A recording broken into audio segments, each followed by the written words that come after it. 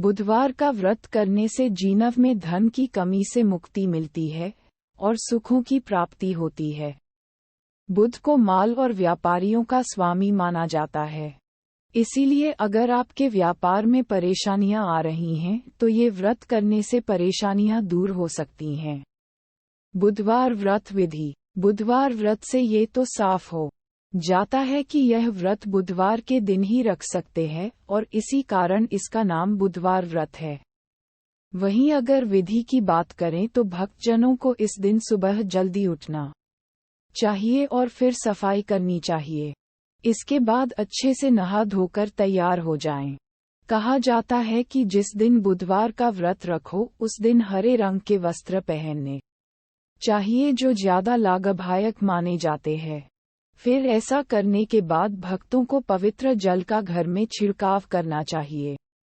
ऐसा करने के बाद अभी घर में कहीं पवित्र जगह पर भगवान बुद्ध या शंकर भगवान की मूर्ति या उनका कोई चित्र लगाएं और उनके सामने धूप और घी का दिया जलाएं और पूजा करें।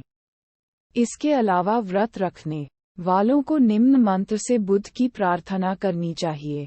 बुद्ध त्वं बुद्धिजन को बोधः सर्वदा नृणाम तत्वावबोधः कुरुषे सोमपुत्र नमो नमः। बुधवार के दिन सुबह जल्दी उठकर सबसे पहले अपने घर की सफाई करें। फिर स्नान करके हरे रंग के कपड़े पहनें। इसके बाद भगवान गणेश की पूजा करें। भगवान गणेश को धूप, दीप, कपूर, चंदन और फूल अर्पित करें। भगवान गणेश को दुर्वा घास अवश्य चढ़ाएं। भगवान गणेश के मंत्रों का जाप करें। गणेश जी की आरती उतारें। बुधवार व्रत कथा पढ़ना बिल्कुल भी न भूलें। अंत में गणेश भगवान को लड्डुओं का भोग लगाएं। भगवान बुद्धदेव की कहानी। समतापुर नगर में मधुसूदन नामक एक व्यक्ति रहता था। वह बहुत धनवान था। मधुसूदन का विवाह बलरामपुर नगर की सुंदर लड़की संगीता से हुआ था। एक बार मधुसूदन अपनी पत्नी को लेने बुधवार के दिन बलरामपुर गया। मधुसूदन ने पत्नी के माता पिता से संगीता को विदा कराने के लिए कहा। माता पिता बोले, बेटा आज बुधवार है। बुधवार को किसी भी शुभ कार्य के लिए यात्रा नहीं करते। लेकिन मधुसूदन नहीं माना। उसने ऐसी शुभ अशुभ की बातों को न मानने की बात कही। दोनों ने बैलगाड़ी से यात्रा प्रारंभ की। 2 कोस की यात्रा के बाद उसकी गाड़ी का एक पहिया टूट गया। वहां से दोनों ने पैदल ही यात्रा शुरू की। रास्ते में संगीता को प्यास लगी। मधुसूदन उसे एक पेड़ के नीचे बैठाकर जल लेने चला गया। थोड़ी देर बाद जब मधुसूदन कहीं से जल लेकर वापस आया तो वह बुरी तरह हैरान हो उठा क्योंकि उसकी पत्नी के पास उसकी ही शक्ल सूरत का एक दूसरा व्यक्ति बैठा था। संगीता भी मधुसूदन को देखकर हैरान रह गई। वह दोनों में कोई अंतर नहीं कर पाए। मधुसूदन ने उस व्यक्ति से पूछा, तुम कौन हो और मेरी पत्नी के पास क्यों बैठे हो? मधुसूदन की बात सुनकर उस व्यक्ति ने कहा, अरे भाई, यह मेरी पत्नी संगीता है। मैं अपनी पत्नी को ससुराल से विदा करा कर लाया हूँ। लेकिन तुम कौन हो जो मुझसे ऐसा प्रश्न कर रहे हो? मधुसूदन ने कहा, तुम जरूर कोई चोर या ठग हो। यह मेरी पत्नी संगीता है। मैं इसे पेड़ के नीचे बैठाकर जल लेने गया था। इस पर उस व्यक्ति ने कहा, अरे भाई, झूठ तो तुम बोल रहे हो। संगीता को प्यास लगने पर जल लेने तो मैं गया था। मैंने तो जल लाकर अपनी पत्नी को पिला भी दिया है। अब तुम चुपचाप यहाँ से चलते बनो, नहीं तो किसी सिपाही को बुलाकर तुम्हें पकड़वा दूंगा। दोनों एक दूसरे से लड़ने लगे। उन्हें लड़ते देख बहुत से लोग वहां एकत्र हो गए।